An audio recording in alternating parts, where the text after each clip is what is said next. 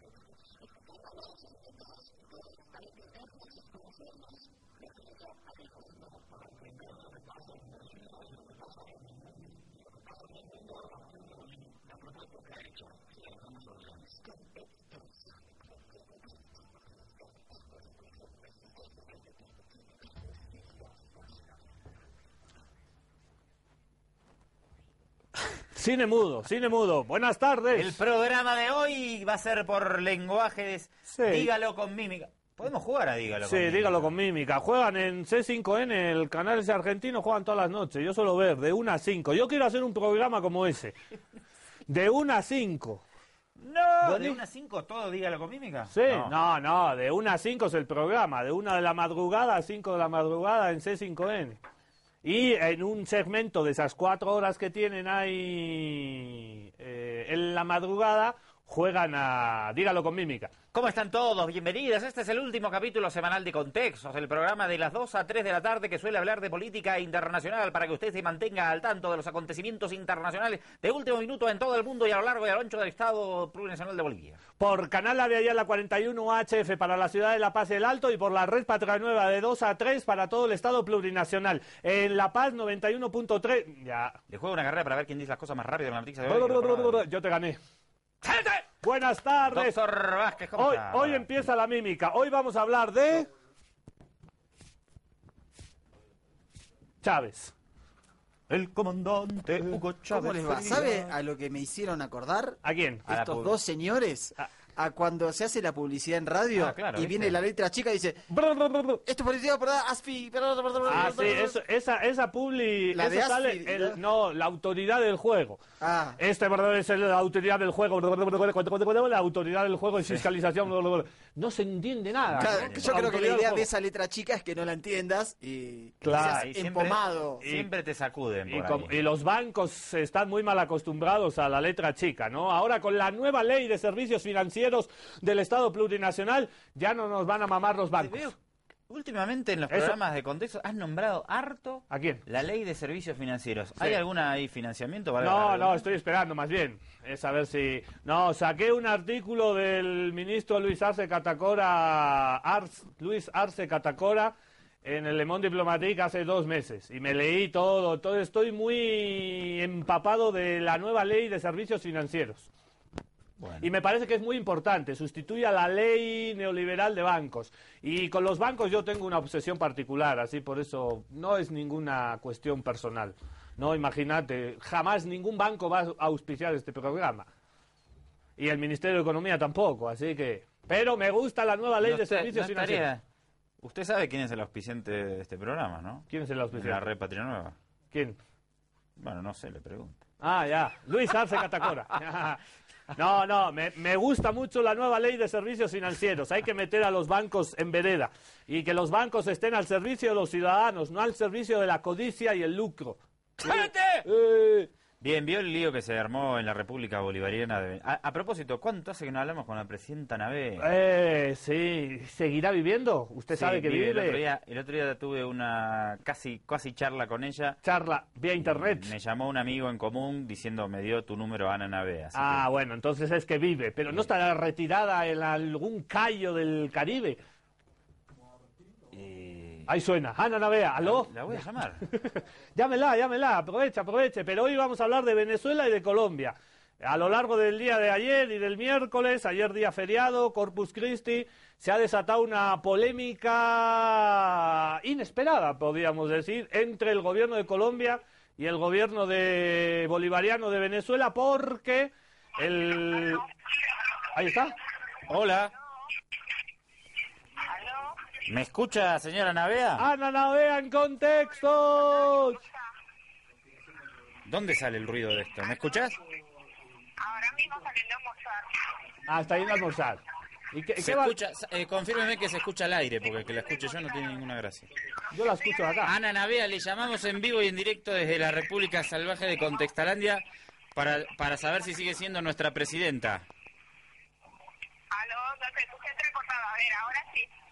¿Me escuchan bien? Queremos saber, le habla el ciudadano Andrés Allari, cédula de identidad de extranjero venezolana 84.385.911, cédula de extranjero boliviana 32794, para saber si usted sigue siendo la presidenta de Contextalandia. Yo lo conozco. ¿Me confirma o me desmiente su presidencia en la República Salvaje? Ah, bueno, yo creo que todavía soy, ¿no? Si no me han desmontado. Bien, Navea, ¿cómo anda tanto tiempo?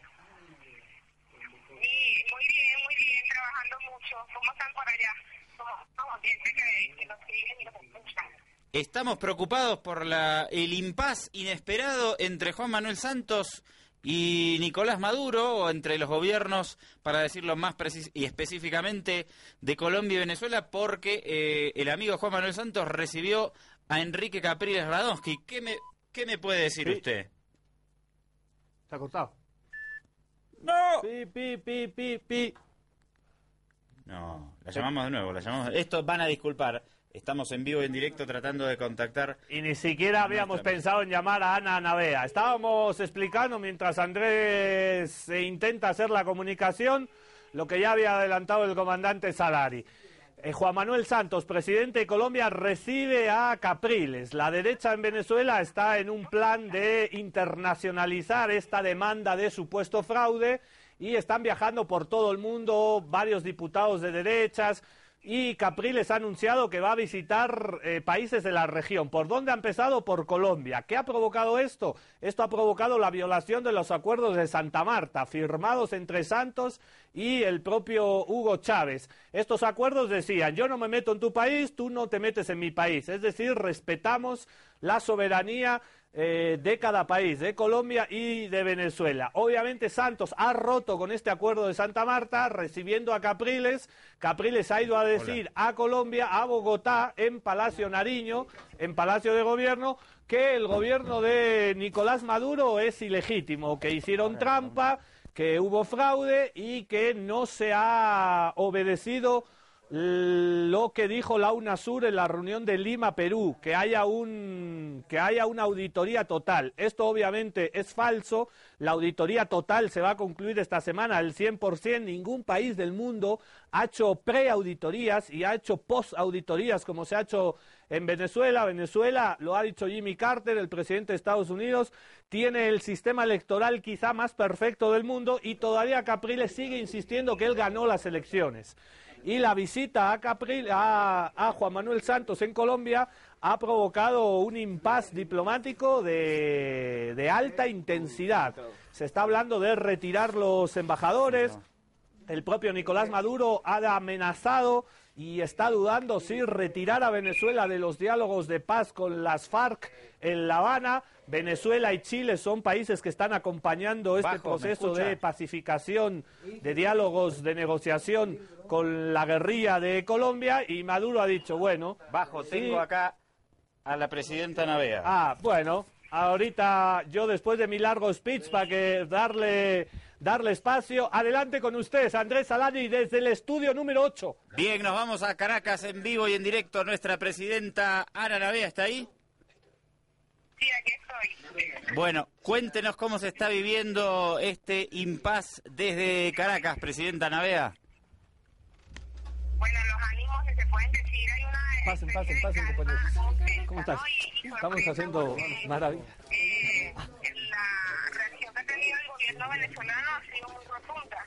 Hay unos que la están como exagerada, hay otros que la califican como muy adecuada, entonces estamos como en esa discusión. Es un debate que incluso lo consigues por la calle, pero en mi opinión creo que ha sido una respuesta acertada debido a que, bueno, Venezuela siempre ha sido blanco de ataques de la oposición venezolana. El Gabriel Radonsky es un claro desestabilizador del país, ya que nada más y nada menos se negó a aceptar los resultados electorales del pasado 14 de abril, a pocos minutos incluso de haber dicho la presidenta del Consejo Nacional Electoral que él había perdido. Entonces ha demostrado una total irresponsabilidad como político venezolano, y por ende nos preocupa mucho el hecho de que el presidente de Colombia, el señor Santos, esté recibiendo así nomás. Entonces, ahora mismo, si hay una posición concreta, bueno, las ustedes han visto por los medios de comunicación, y ahora ya salió, y creo que contundente que ha sido el mismo presidente Santos a decir que ha sido un malentendido, que por favor, que las relaciones entre Venezuela con Venezuela están bien, pero bueno, aquí vamos. La polémica siempre rodea a la revolución bolivariana. Bueno, Navea, por acá tenemos también, le informo, unas declaraciones de Jaime Bailey, que también entran en esta especie de cuestión desestabilizadora con el gobierno de Nicolás Maduro. Vamos a ver qué pasa y le pedimos a usted que se mantenga atenta. Dígame, Ricardo Bajo. No, creía que iba a mandar el videíto de Jaime Bailey, y ya tenemos con nosotros a los diputados chavistas que nos visitan en esta tarde de hoy en Contextos. El compañero Ramón Lobo y el compañero Bruno Álvarez, diputados de la Asamblea Nacional de Venezuela, están con nosotros para hablar precisamente de este impasse, entre comillas, con Colombia. ¿Me deja despedir a la presidenta Navea? Por favor. Navea, por favor, aquí sabe usted que todo el mundo la extraña, y siendo nuestra presidenta, queremos un mensaje suyo para el pueblo salvaje y contestatario. Un mensaje de mi parte. Bueno, siempre también se les extraña, como no, pero como han conocido, yo creo que todo el mundo lo sabe, porque en Venezuela la gente sigue mucho las informaciones y siempre estamos en el ojo del huracán, como quien dice.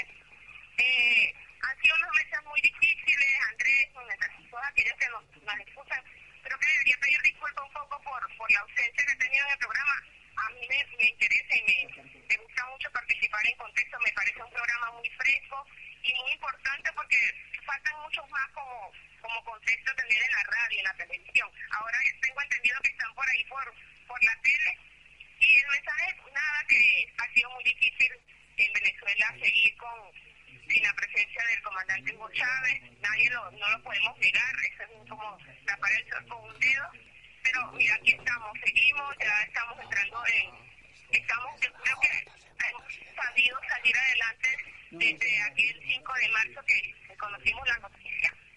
Y bueno, en la lucha constante de todos los días, de levantarnos, trabajar, y de seguir, bueno, ahora con el presidente Nicolás Maduro, y no solamente el pueblo venezolano continúa adelante. Ahora mismo está cayendo una tremenda lluvia en Caracas, que tengo estacionamiento parada, hablando con ustedes, y bueno, poniendo mi poquito y chiquito grano de arena en la República Contestataria y contrainformativa y contrahegemónica. Excelente, Navea, le mandamos un abrazo grande y que tenga un buen almuerzo ahí en la pizzería de siempre en Parque Central. Un abrazo para usted, y esperemos, por favor, ahora que estamos en la tele, necesitamos contactarla por Skype también para que nuestro pueblo pueda verla. Le mandamos un abrazo muy grande. Un abrazo grande y espero conversar con ustedes el próximo viernes. Excelente, ahí está la presidenta Ana Navea. Van a disculpar ustedes el desorden, esto es televisión y radio en vivo y en directo, pero lo importante era tener el testimonio en vivo y en directo desde Caracas, y ahora mismo me voy al estudio número 7 con Ricardo Bajo, que está con los diputados venezolanos. Vamos con ellos, también tenemos un corte, pero te paso el mando a vos desde los estudios centrales de La Via Yala. Adelante, Ricardo. No, qué mentirosa es la televisión, está a 2 metros míos, no le hagan caso, enfóquenle, no hay más estudios acá.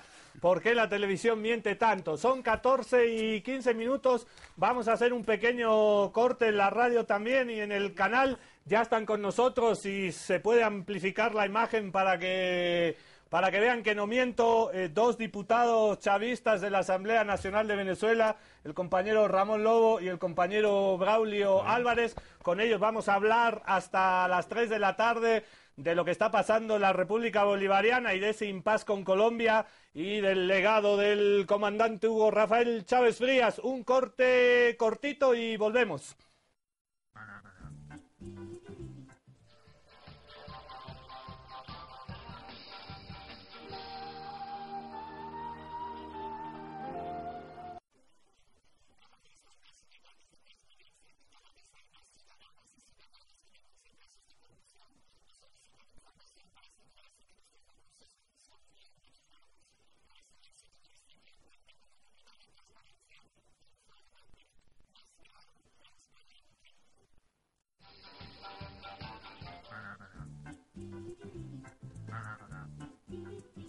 Se pueden cruzar, el fotógrafo. Pues sí, pase, el fotógrafo, métase en cámaras, no hay problema. No hay problema, esto es la República Salvaje de Contextalandia en vivo por el 41 Aviala y para todo el país por la red Patria Nueva. Compañeros de visita venezolanos aquí, diputados de la Asamblea Nacional de Venezuela de visita aquí en Bolivia y les tocó justo un momento particular con este impasse entre Santos y el recibimiento de Enrique Capriles Radonsky por parte de el presidente colombiano. Lo primero, Ricardo, me parece, si me permitís, hay una intención tan clara de desestabilizar y de sacarse de encima al gobierno de Nicolás Maduro en Venezuela, y a esto responde que Santos haya recibido a Enrique Capriles. No sé quién quiere tomar la posta. Braulio. Mira, bueno, estamos frente a una actuación del imperio norteamericano, de desequilibrar toda una propuesta de paz que se ha venido construyendo para este continente. Cuando hablamos de Venezuela, bueno, también hablamos de la situación de Honduras, de Paraguay, y allí ha existido una opinión bastante importante de la batalla del siglo XXI, Hugo Chávez Frías, y una continuidad de gobierno del candidato obrero Nicolás Maduro. Ahora, para nosotros es una situación de orden estelar y estratégica, porque le jugamos a consulta tanto del presidente narcoparamilitar Álvaro Uribe con el presidente para buscar un espacio de paz en Colombia. Se salvaron algunas situaciones bastante duras con Juan Manuel de los Santos, que solicitó también la presencia del comandante Hugo Chávez Frías, y de esta continuidad, y luego se da este asalto en una posición, nosotros no tenemos ningún plurito en llamarla de provocación y de terrorista a una propuesta de paz profunda como lo que estamos jugando después de 60 años en la hermana República de Colombia. Y en el caso concreto de Venezuela, estamos hablando de un gángster, del candidato perdedor Capriles, que estuvo en el golpe de Estado del 2002, consecuencia del paro económico, del paro petrolero, la ocupación por la fuerza de la Embajada de Cuba, hacer una propuesta de encuentro diplomático de esta característica pone en riesgo la propia acción nuestra en esta Comisión de Paz Internacional, donde está Noruega, donde está Chile, está Cuba, y está la expresión de los movimientos populares del mundo, que con esta conducta se pretende despreciar todo este esfuerzo de los movimientos sociales y de conductas de hombre de conducción de Estado que tiene como objetivo conseguir una propuesta armónica, digna y respetuosa de los derechos humanos y de la vida y de los derechos políticos. Estaba hablando el compañero Braulio Álvarez, para la gente que nos escucha en la radio. Ahora yo le quisiera preguntar al otro compañero, también diputado por la Asamblea Nacional de Venezuela, compañero Ramón Lobo. Hemos venido hablando los últimos meses y años de que Santos no era Uribe, de que el presidente Chávez había conseguido encauzar esas tiranteses que hubo en el pasado entre Colombia y Venezuela. Y Santos nos había sorprendido gratamente. ¿Qué ha pasado ahora? ¿A qué responde esta visita de 3 días de Capriles? Parece que también se ha reunido con el propio Álvaro Uribe, se ha reunido con el nefasto JJ Rendón. ¿Qué ha pasado ahora, compañero Ramón, para que las cosas que iban bien entre Colombia y Venezuela, bien a nivel económico también, con intercambios, qué ha pasado para que ahora se inicie este proceso de desestabilización de Venezuela y este ataque a Maduro e incluso también a Diosdado Cabello? ¿Cómo podemos entender esta cosa imprevisible que ha pasado entre Colombia y Venezuela? Bueno, ante todo, permítame darle las gracias por esta posibilidad que nos brinda. Por supuesto, saludar a todo el pueblo boliviano, nuestro fraternal y combativo saludo solidario, bolivariano, revolucionario, de seguir construyendo entre todos nosotros la patria grande. Y la construcción de esa patria grande, bajo los esquemas que venimos impulsando de integración, de solidaridad, de complementación, por supuesto, consigue muchos enemigos. Enemigos que consideraban que nuestros países eran el patrio trasero, o que sencillamente nuestros países tenían que dedicarse solamente al suministro de materia prima a precios casi que regalados, y que nuestros países solamente era para entregarles mano de obra barata. Con la llegada del comandante Chávez y todos estos líderes latinoamericanos que han venido surgiendo, hemos creado esos espacios de encuentro que nos ha permitido unificarnos, unirnos en torno de buscar la mayor suma de felicidad para cada uno de nuestros pueblos. Y evidentemente eso consigue mucha reacción por parte del imperio, por parte de los grandes centros económicos hegemónicos, y particularmente la revolución bolivariana le ha tocado que sortear distintos escenarios, diversos momentos. Y hoy, cuando no tenemos al comandante Chávez físicamente, pero tenemos su legado, nosotros manejamos una consigna en Venezuela: yo soy Chávez, tú eres Chávez, ella es Chávez, todos nosotros somos Chávez. Y en eso nos hemos convertido, con Maduro como coordinador, articulador, con ese liderazgo que él mismo ha venido construyendo, y que por supuesto el comandante Chávez le dio ese gran espaldarazo. Y en esas diferentes situaciones que se nos han presentado con otros países, pues a lo largo de estos 14 años, con Colombia, que es un pueblo hermano, un pueblo en el cual nos une, aparte de elementos históricos, muchos elementos hasta familiares. La frontera más dinámica y más caliente que existe en América del Sur es la frontera entre Colombia y Venezuela por el lado de Táchira y el norte de Santander, San Cristóbal y Cúcuta. Ahí la balanza comercial supera los 5.000 millones de dólares que tenemos entre ambos países. Pero esta relación, no solamente económica, sino también de hermandad y de fraternidad. Recordamos que en Venezuela hay 4 millones de colombianos que se han nacionalizado. Durante Chávez nacionalizamos más de 1,5 millones. Pero los intereses capitalistas, los intereses de la sociedad burguesa en cada uno de nuestros países, ha generado esas distorsiones. Y particularmente nosotros vemos cómo desde el hermano país de Colombia, primero con Uribe, que fue un ataque incesante en contra de nuestra revolución bolivariana, cuando asume Santos, el mismo comandante Chávez le dice en su momento: no permitamos que nos vayan a meter una zancadilla, no permitamos que los intereses económicos, sociales que puedan haber a nivel interno en cada uno de nuestros países vayan a romper o a generar algún tipo de confusión en nuestras relaciones. Y vemos cómo, lamentablemente, el presidente de Colombia, que puede tener toda su autonomía para reunirse con quien mejor le parezca, pero se tiene que tener el olfato político de la situación y la circunstancia. Hoy Caprile Radosky, el ex candidato perdedor, que gracias a su acción irresponsable nos generó 11 muertos en nuestro país, que eso lo ha invisibilizado no solamente la prensa nacional, sino la prensa internacional, donde murieron 2 menores de edad, está de capa caída. Ya no hay qué hacer. Se ha dedicado a ir a un lado y a otro, menos atender su estado. Y particularmente consideramos que eso es una intención de colocarlo en el tapete para la discusión política latinoamericana. ¿Y por qué sale nuestro espacio natural o nacional? Porque realmente ahí está de capa caída, y buscan cómo oxigenarlo, y eso está todo concatenado.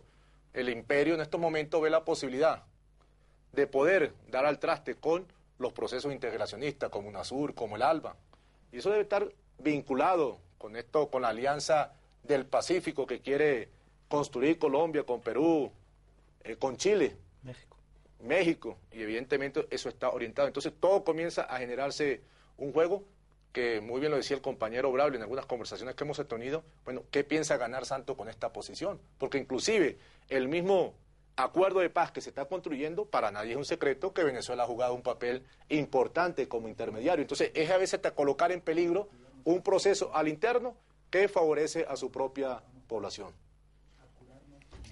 Bueno, hay muchos intereses en juego. Veo que ustedes están ligando, y también veíamos declaraciones del gobierno venezolano.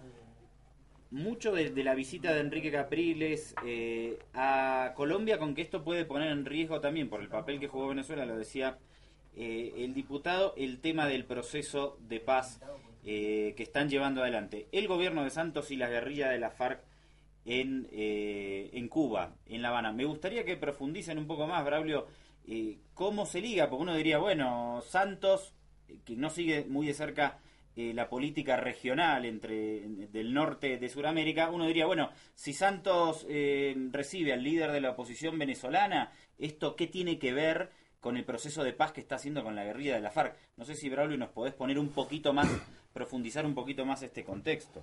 Sí, uno de los elementos que nosotros observamos que es muy delicado es una fase de identidad con el terrorismo. Para nosotros, la burguesía, en este caso, y financiera, que representa el candidato perdedor Capriles, en toda la conducta que ha asomado cuando hablamos del golpe de Estado del 2002, el paro económico, el paro petrolero, queda retratado un grupo de hombres y mujeres venezolanas ligados a Fede Cámara, FEDENAGA, FEDEAGRO, a Cavidea, que tiene por cierto un control financiero muy fuerte con capitales foráneos, en un plan de desestabilización y de la posibilidad del golpe de Estado por la vía económica y financiera. Primero, el desconocimiento de la consulta electoral, que estaban unas reglas claras. Venezuela es uno de los pocos países del mundo que tiene un consenso de la mejor forma y metodología de participación del pueblo para decidir sus principales contradicciones. Otro elemento que entra a jugar allí, lo hemos venido señalando, es la posibilidad de destruir, debilitar escenarios como el ALBA, como UNASUR, como el CELAC y el Mercosur.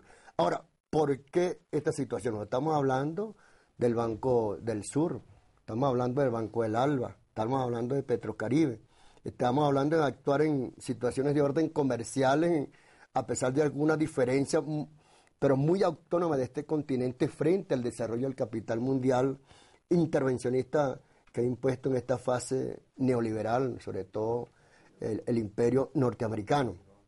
Y lo otro, muy grave, que ahí queríamos nosotros, la principal contradicción, es que este grupo de diputados y diputadas que fueron electos por los venezolanos están obedeciendo una política intervencionista norteamericana. Ellos han hablado de la posibilidad de aplicar el código de la Carta Interamericana de los Desarrollos Humanos.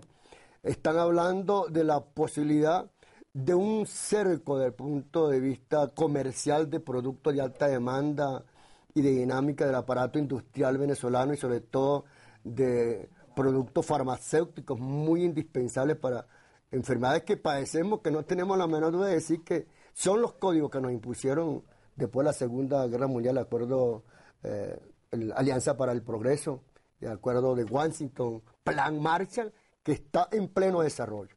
Y lo otro, nosotros no podemos pecar de inocentes. Muchas veces no apreciamos lo que se está viviendo en otra parte como un plan de guerra y de intervención, en el caso de Libia, en el caso de Siria, de Irak, de Afganistán. Eso lo estamos viviendo hasta hace 1 año, 2 años, 3 años. Allí le preparaban recesiones con los reyes, con los presidentes, en el caso de Gaddafi, y luego vimos los resultados. Nosotros tenemos que estar con mucho pulso, con mucha dimensión de relación latinoamericana. Somos el primer país de la reserva petrolera más grande del mundo. Es decir, que garantizamos todo el aparato industrial y de procesamiento norteamericano.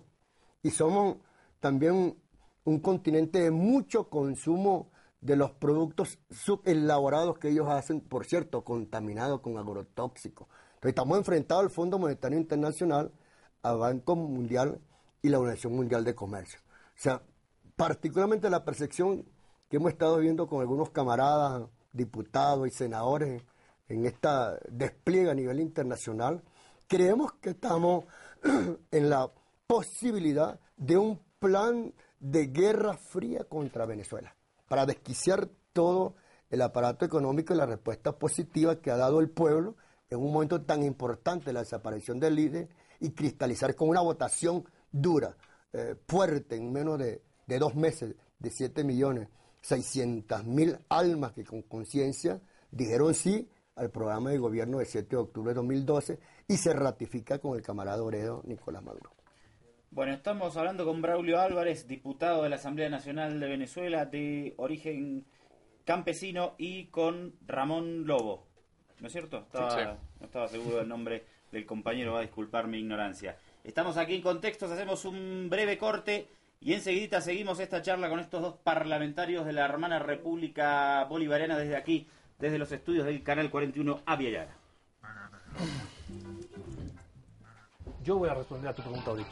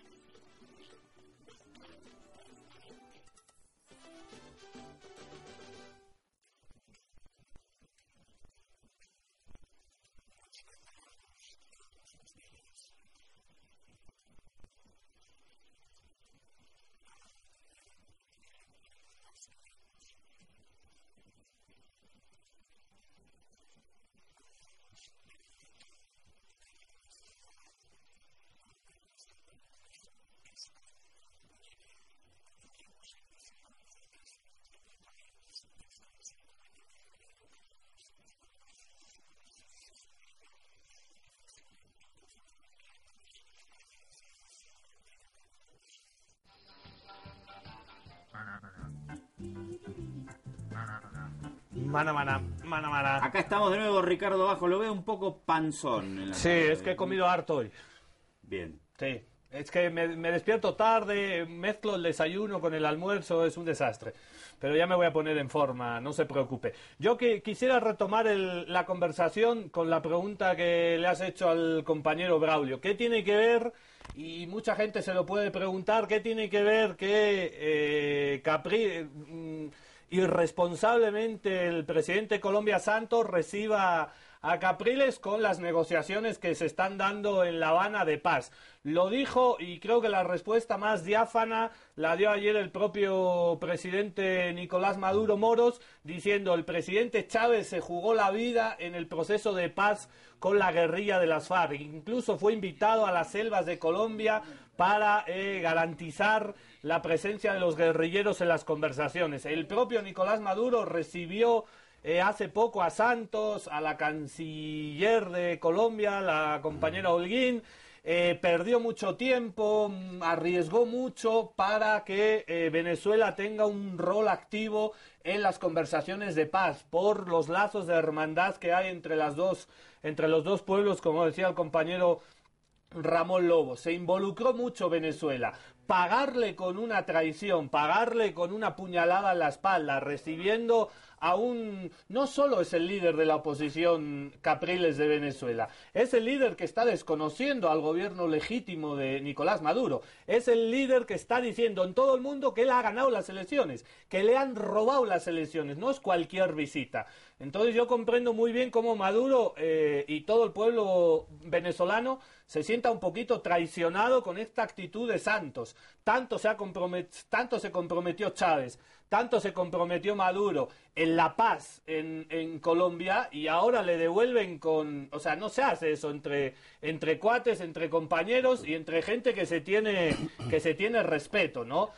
Hoy ha contestado, y esa es la pregunta que les quiero hacer. Hoy y ayer también, primero la canciller Holguín y hoy el presidente Santos, lo veíamos hace un rato aquí en el canal. Santos ha dicho que lo van a resolver a través de la diplomacia y a través del contacto directo, que no van a hacer diplomacia de micrófonos. Mi pregunta es, y la duda que tiene todo el mundo, ¿hacia dónde va este conflicto? Y si es que se puede creer en la palabra de Santos, que ellos han tenido la autonomía, que parece que no han hecho nada, ¿no? Le están intentando bajar el perfil a una cosa tan grave para mí como ha sido recibir a Capriles. ¿Se puede arreglar, compañero Ramón? ¿Se puede arreglar esto en una conversación telefónica sin micrófonos como quiere Santos y no sé a qué están esperando? Cuando Santos le llame a Maduro para decir no ha pasado nada, o como todos vislumbramos, la cosa está enmarcada dentro de una guerra económica y dentro de un proceso de desestabilización contra Maduro. ¿Se puede resolver? Mira, lejos de bajar la intensidad, que es lo que ha señalado Santos, como lo dije anteriormente, esta situación lo que busca es colocar en el tapete nuevamente al excandidato perdedor, puesto que ya su posicionamiento a nivel interno del país es muy mínimo. Y quisiera aprovechar el momento muy rápido para señalar en torno a esa supuesta campaña mediática internacional que ellos han generado con el tema del fraude. El sistema electoral que se utilizó para las elecciones del 14 de abril fue el mismo esquema con las distintas fases previas, durante y después que se utilizó para el 16 de diciembre, que se utilizó para el 7 de octubre y que se ha utilizado en años y procesos anteriores. Recordemos que nosotros tenemos 18 elecciones en 14 años de Revolución Bolivariana, una consulta permanente a nuestro pueblo para la toma de decisiones que tiene que ser a posterior. Ese mismo sistema electoral, y eso hay que generarlo por distintos espacios, fue el mismo que validó la voluntad del pueblo mirandino, donde Capriles es gobernador. Miranda es el segundo estado en población electoral y Capriles ganó por 45.000 votos. Aproximadamente es un 3% de ventaja. Nosotros ganamos con 1,5% aproximadamente, 250.000 votos. Pero en democracia se establecen las elecciones para dirimir las diferencias en torno a cómo conducir el Estado. Y quien saque más votos, ese le corresponde asumir la vanguardia. Y los otros tienen que aceptar la voluntad de ese pueblo. Y yo colocaba un ejemplo, porque en Bolivia pues la gente le gusta mucho el fútbol. Viene la Vinotinto. Ya está la Vinotinto acá. Ya está la Vinotinto acá. Vamos a ganar. Bueno, de eso no vamos a hablar. De eso no vamos a hablar. De eso no vamos a hablar. Entonces, un partido de fútbol te genera 3 puntos. Si tú ganas, si empatas 1 punto y se pierde, 0 puntos. Exactamente. Ahora, nosotros con Chávez nos acostumbramos a golear 5-0, 6-0, 7-0. Bueno, con Maduro, bajo un escenario que se tiene que conocer también qué fue lo que pasó, la fase previa a ir a las elecciones, donde un elemento también fundamental fue el tema un poco emotivo de nuestra población, el perder el hombre tan carismático. Pero ahí nos convertimos todos en Chávez y logramos sacar el 93% de los votos que sacó el 7 de octubre. Pero voy a retomar. Con Maduro, vamos a decir, nosotros ganamos por la mínima diferencia. 1-0. 1-0 en el último minuto y de penal, pero 1-0 no de penal. Lo ganamos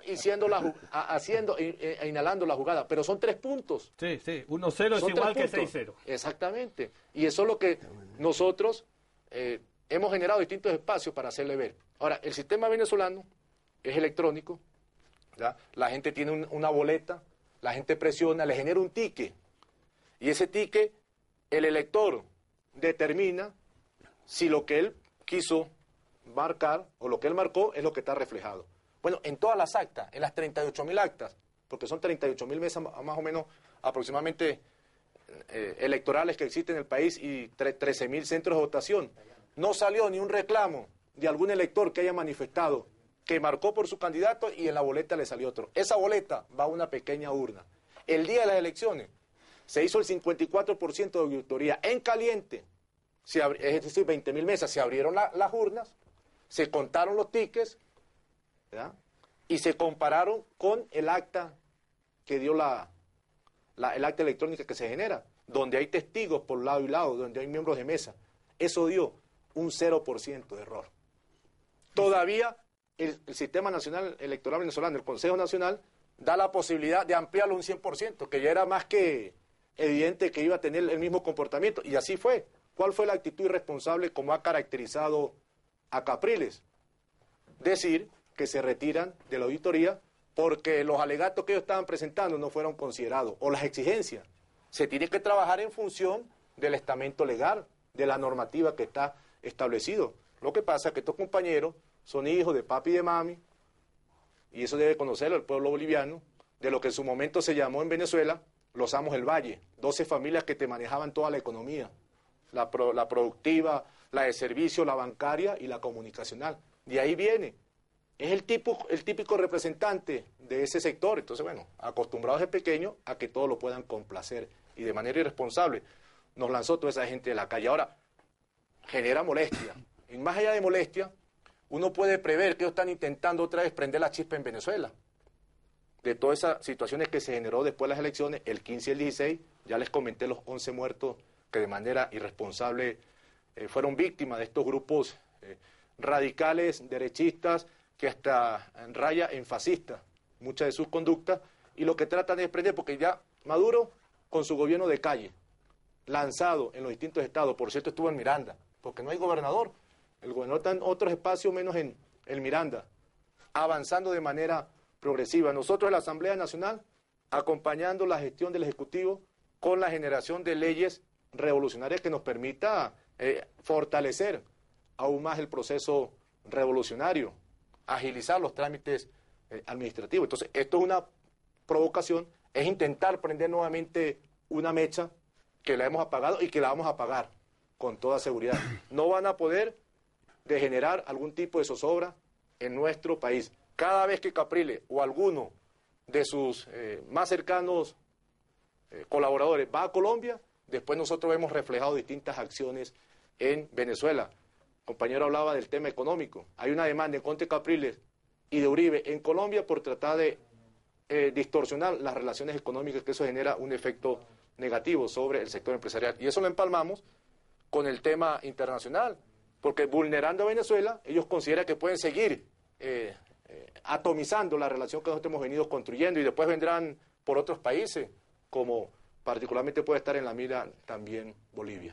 Por suerte, Enrique Capriles Radonsky ya no está visitando a sus primos en Nueva York, a sus sobrinos, esas visitas a Estados Unidos que no tienen absolutamente nada que ver con relacionarse con funcionarios estadounidenses, y esto obviamente es una ironía. Pero más allá de Capriles y los procesos de desestabilización que impulsa la derecha, diputados, me gustaría consultarle sobre qué pasó al interior del proceso político venezolano, porque quienes trabajamos cerca de la política siempre sabemos también, y lo decíamos antes de las elecciones, si Maduro gana por un amplio margen, nadie va a decir nada de fraude, y si gana por poco van a salir, y esto pasa en todos los países, ¿no? Cuando hay una victoria corta, siempre la oposición dice, bueno, hay un fraude, nos robaron las elecciones, es como de alguna manera parte del folclore político, podríamos decir de alguna manera. Sí, sin los muertos. Sin los muertos, sin el llamado después a desconocer. Bueno, no siempre, en México ha habido llamados a desconocer, pero es otro sistema electoral, otra historia política que no tiene absolutamente nada que ver. Sin embargo, lo que yo quiero poner sobre la mesa es que ustedes nos reflexionen un poco acerca de qué pasó, que la victoria de Maduro fue mucho menor a lo que esperábamos. Nosotros aquí hablamos siempre de política internacional y decíamos, bueno, va a haber un efecto emotivo, la gente va a ser la última vez que el pueblo venezolano puede votar por Chávez, entonces van a acudir masivamente. Después, analizando un poco lo que pasó, pusimos sobre la mesa el tema de que hubo prácticamente 2 devaluaciones y esto genera un problema para la economía del ciudadano común venezolano. Y no pudimos decodificar muy bien por qué había bajado esa diferencia. No sé si es que la gente amaba a Chávez y había un voto muy emotivo por él, que no fue hacia Maduro. No entendemos bien qué pasó en ese sentido. ¿Qué elementos nos podrían aportar ustedes en esta línea? Sí, mira, para nosotros queda claro que sentimiento y amor no es conciencia. Existe una población de venezolanos y venezolanos, o sea, que con el alma y espíritu se identifican con el comandante Hugo Chávez Frías, aún después de muerto. Uno va al cuartel de la montaña el 23 de enero y eso es todos los días. Los 8 días que estuve en Capilla Ardiente, bueno, esa era una masa de venezolanos constantemente en ambas partes, eso se manifestó. Ahora, aún en ese momento tan triste, de mucho dolor para nosotros, la derecha no descansó.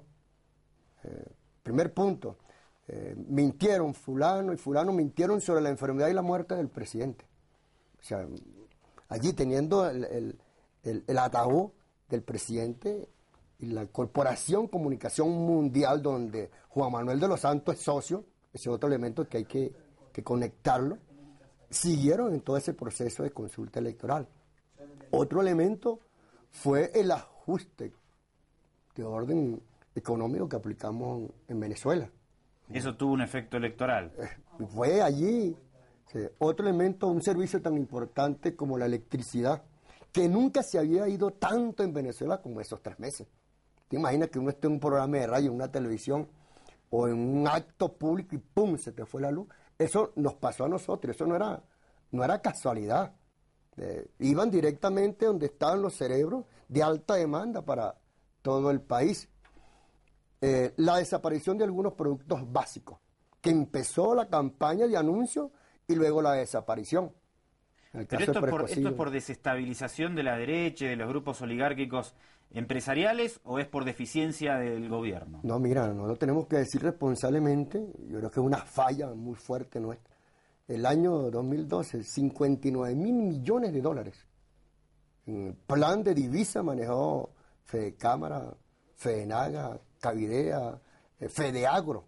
Estamos hablando de los que tienen la inmensa capacidad de todo el producto, el plan productivo en Venezuela y de valor agregado con los depósitos movilización en todo el país. Ya realizado el proceso electoral, mira, se consiguieron 500 toneladas de precocido, tantos millones de papel higiénico, se consiguieron crema para la limpieza bucal, apareció el arroz, ya hay una crisis del arroz, pero ahora por el color o la marca, igualmente con el precocido. Ahora, todo eso se ha ido desmontando, que ahorita, hace 20 días, hacemos una comparación y es totalmente diferente. Ahora, nosotros también estamos sacando la lista de estos empresarios y banqueros que recibieron esta boloña de dólares, pues estamos hablando de dólares. Por otra parte, la revisión que se hizo del plan de desarrollo de la frontera agrícola bajó en el 30 y el 40%. ¿A quiénes son estos? Los Aqueta, los Cigala, los Gómez, los Meserani. Todo un plan diseñado para llevarnos a este tipo de circunstancias. Ahora, nosotros queríamos hacer este señalamiento. Mira, porque JJ Rondón, quien es, era asesor comunicacional de Álvaro Uribe y también es asesor de Juan Manuel de los Santos. Y un elemento muy peligroso y estratégico de esa coincidencia ahora, con un gastre como Capelli Radosky, de Álvaro Uribe y Juan Manuel de los Santos. Ahora, ¿qué secreto sabe la CIA de profundidad de Juan Manuel de los Santos que se atreve a dar este salto de conversar con un gáster? Con un hombre que llamó a un enfrentamiento y acciones criminales en Venezuela, que salió a desconocer toda una regla de juego de uno de los mejores instrumentos de consulta electoral que se consiga en el mundo. Eso nos llama a nosotros la atención y a mantenernos en alerta, que allí hay toda una provocación. Bueno, ahí hay 7, 8 estaciones de alto calibre militar, bases militares. Eso también tiene que llamarnos a la observación con una firme idea, y nosotros compartimos en parte lo que decía el presidente camarada Nicolás Maduro ayer, que ponía en visión estratégica de alto riesgo la situación de relación económica, política y de seguridad de Venezuela con Colombia. No hay la menor duda. Vamos a hacer aquí el último cortecito muy breve, unos segunditos nomás. No te vayas de ahí, ya regresamos. Estamos charlando con Braulio Álvarez y Ramón Lobo, diputados de la Asamblea Nacional de la República Bolivariana de Venezuela.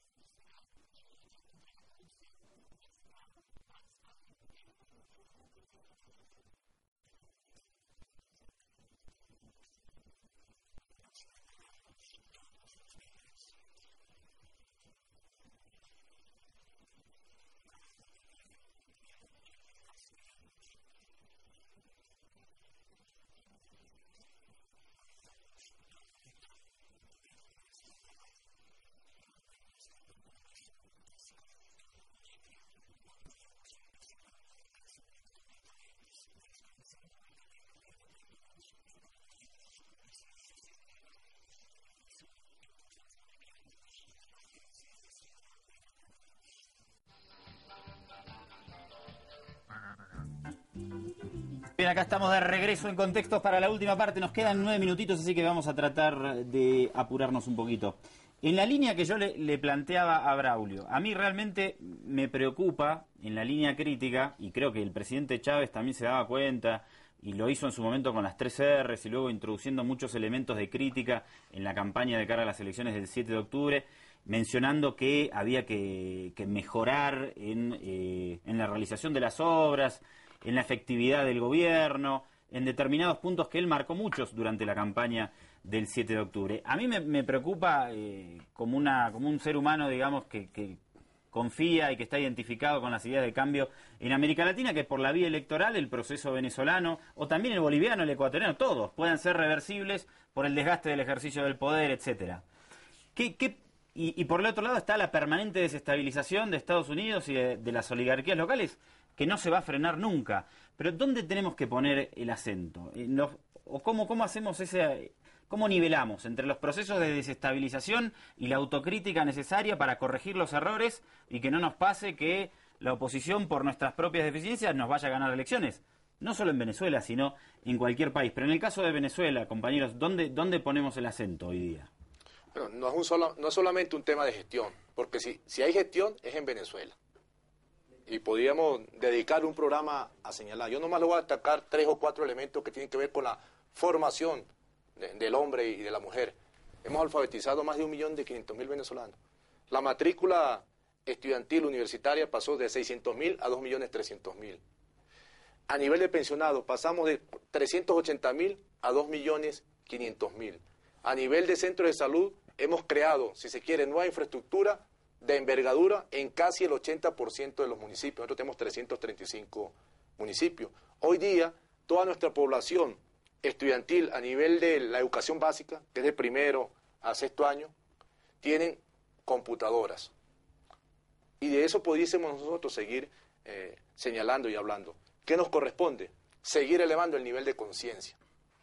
Que el venezolano, como ha venido empoderándose, que se empodere la gestión y que tenga el entendimiento claro que es bajo la propuesta socialista de inclusión que puede tener acceso a todos esos proyectos y propuestas que nosotros venimos haciendo. Hemos entregado en los últimos 2 años 380.000 viviendas. No es solamente entregar la llave, es decirle a ese venezolano, a esa venezolana que tenía 10, 15, 20 años alquilado con 5 o 6 muchachos, que es posible acceder a la vivienda bajo un concepto de servicio y de necesidad para el ser humano, bajo la concepción socialista y bolivariana. Y en eso estamos involucrados, el elemento de conciencia política que tiene que extrapolarse al resto, porque siempre vamos a tener ese ataque incesante de los medios o de los instrumentos que ha construido el capitalismo para preservarse en el tiempo, a la psiquis, y particularmente Braulio señalaba algunos elementos de orden estructural y coyuntural que pudiesen estarse presentando, pero es que el ataque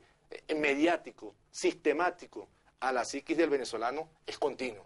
Desde que usted se para es puros elementos y noticias negativas. Es difícil conseguir usted en diferentes canales de televisión o medios impresos algo positivo.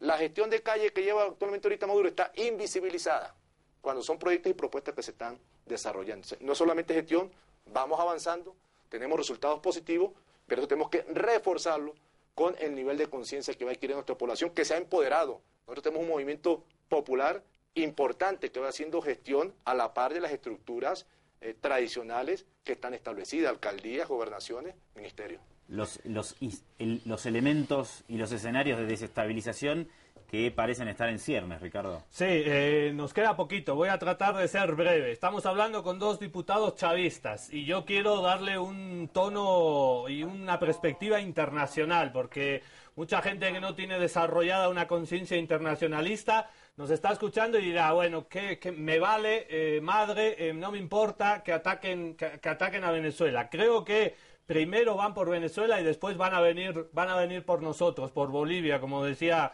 parafraseando la frase de Bertolt Brecht, ¿no? Primero vinieron por uno, luego por otro, y al final vinieron por mí. Creo que hay un proceso de reagrupamiento de la derecha a nivel internacional y a nivel sudamericano. Hemos tenido la CELAC, hemos tenido el ALBA muchísimo tiempo antes, hemos tenido la UNASUR, las derechas de nuestro continente se están rearmando y hace poco se reunieron en Barranquilla, en Colombia, el Arco del Pacífico, también llamada la Alianza del Pacífico, México, Colombia, Perú, Chile, y están queriendo unir a más países, se acaba de incorporar Costa Rica.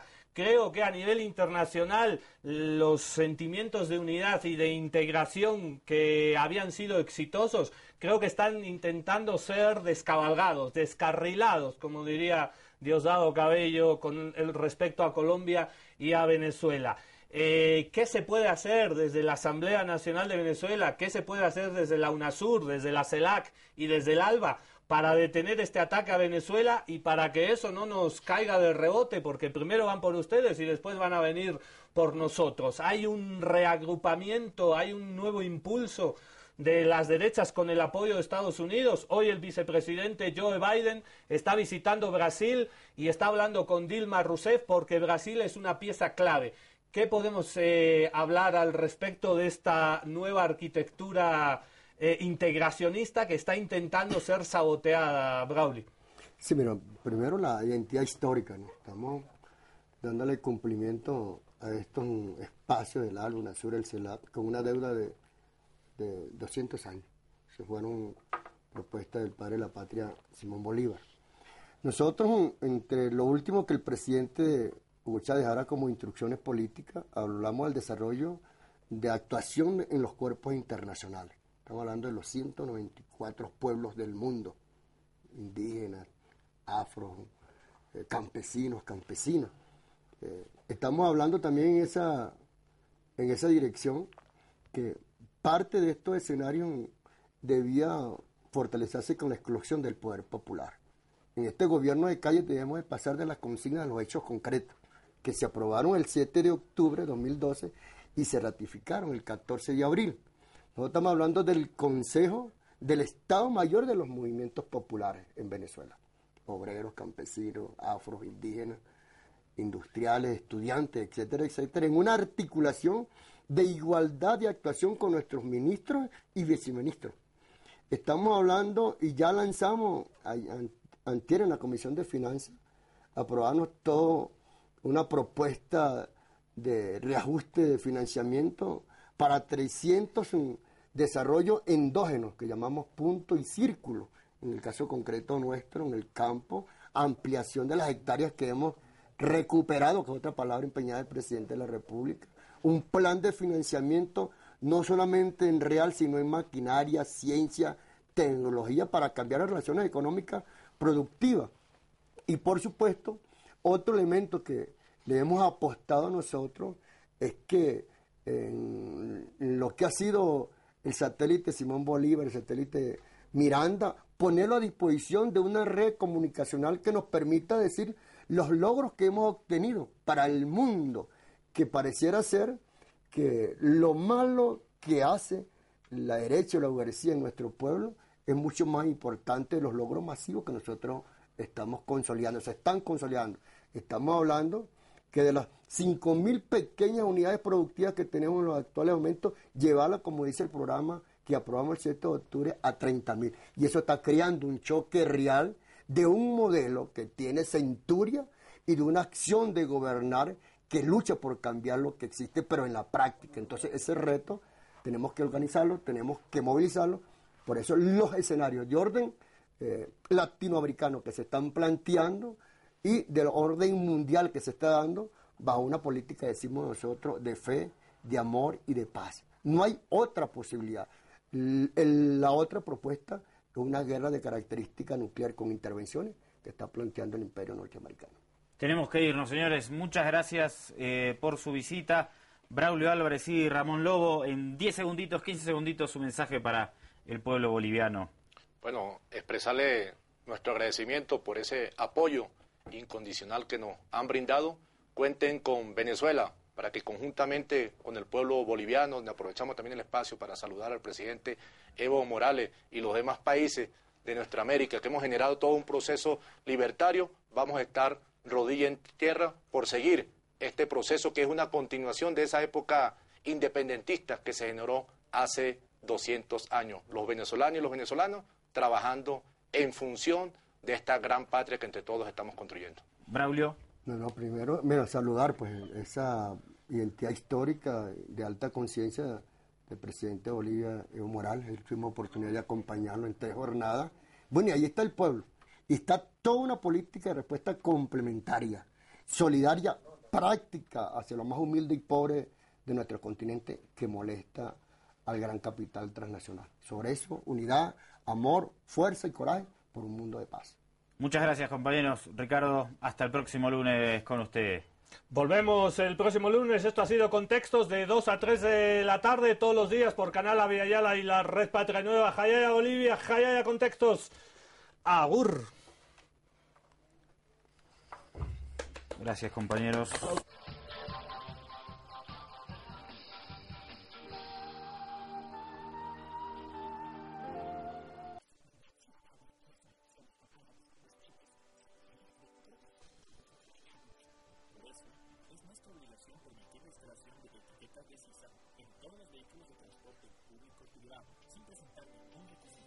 Es gratuito y